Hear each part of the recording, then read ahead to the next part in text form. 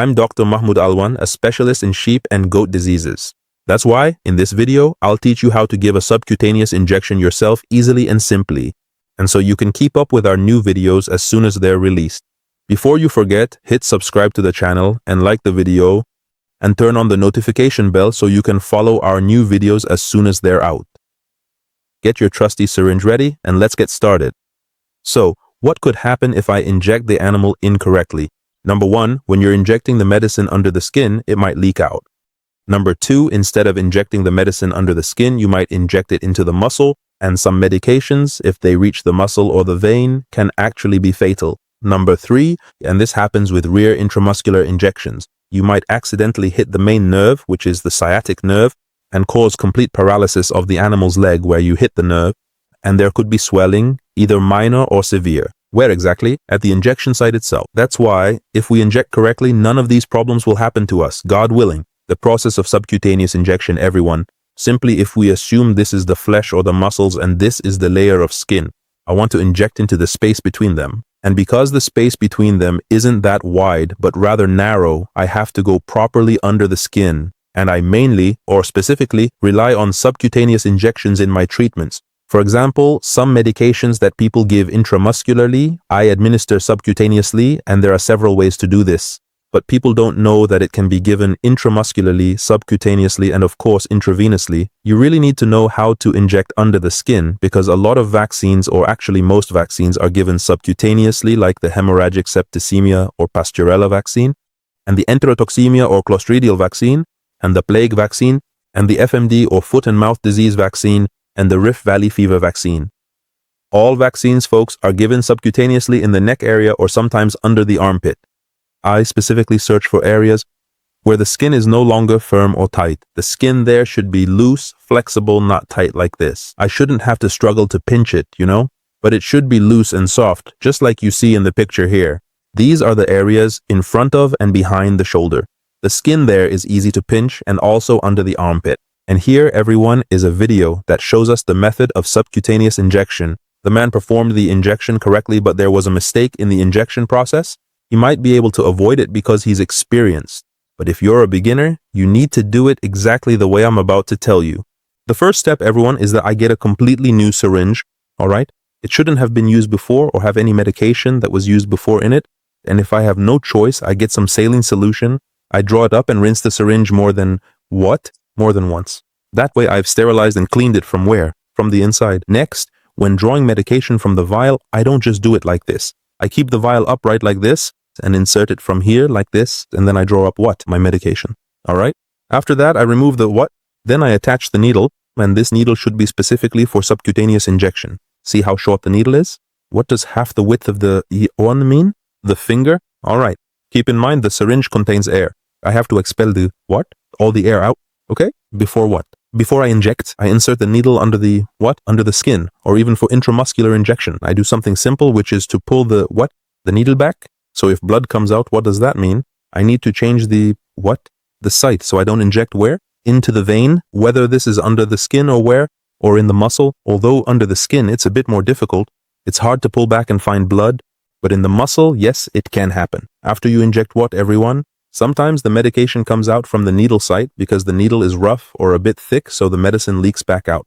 So you press your hand on the injection site for a few seconds to make sure the medicine doesn't come back out through the hole of the needle.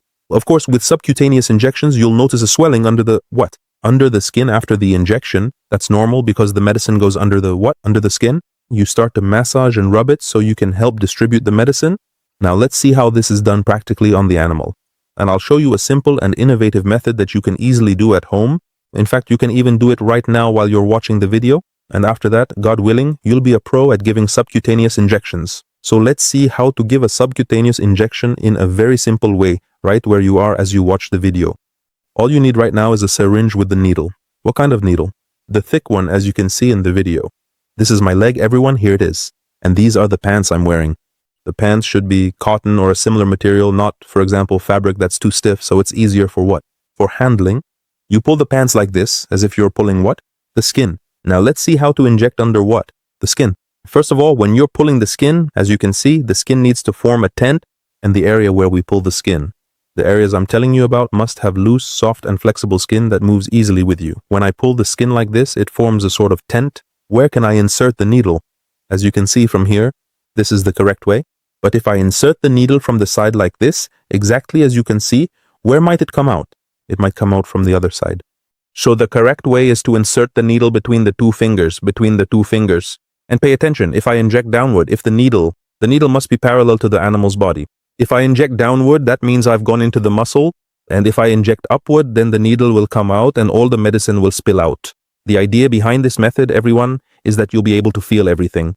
You can see the needle if it goes under the skin, comes out of the skin, or if you prick yourself, so this way, you haven't wronged the animal before you learn on it.